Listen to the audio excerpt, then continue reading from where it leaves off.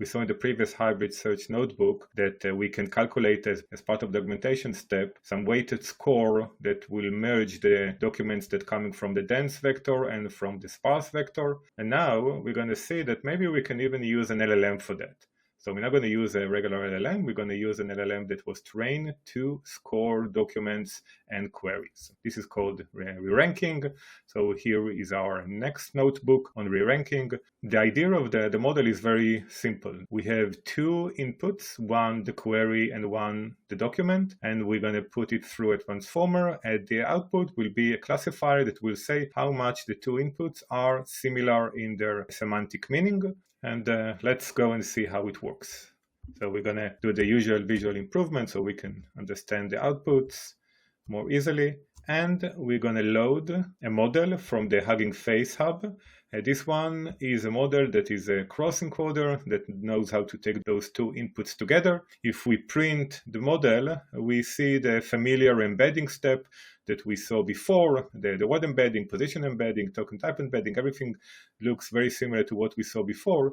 But when we scroll down to the end, we can see that the last layer, the output layer, is different. It's called the classifier, and it outputs only a single number. So the overall transformer will calculate the same process, the same transform that we saw, including embedding and attention, self-attention and everything, but the output will be the similarity number between those two inputs. So now we have this model. Let's go and use that. We're going to load the results from the previous hybrid search. So we have all the dense results and the sparse results, and we're going to load them to have one long list of documents. We don't care about the scores that we had from the sparse or the dense index, because now we're going to create a better score using our LLM model, the cross encoder. This is the query that we used. What is the context size of Xtral? And we're going to generate pairs. The pairs are the query and the text of the documents for each one of the documents that we have from the hybrid search results. And then we're going to call the cross encoder and create a prediction regarding the score. It's a very quick process, as you can see.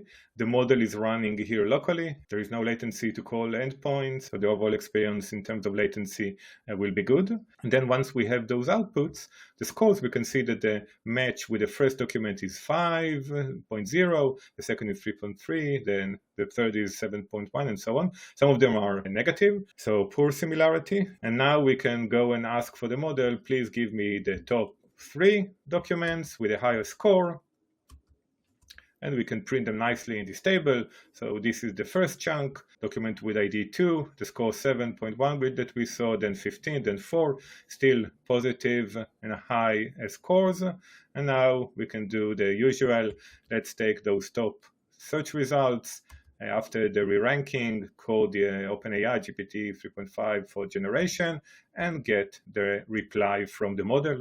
This time the reply should be better because the set of documents that we gave the generation model is better. It's more similar to the queries, and therefore it should be more aligned with the user query.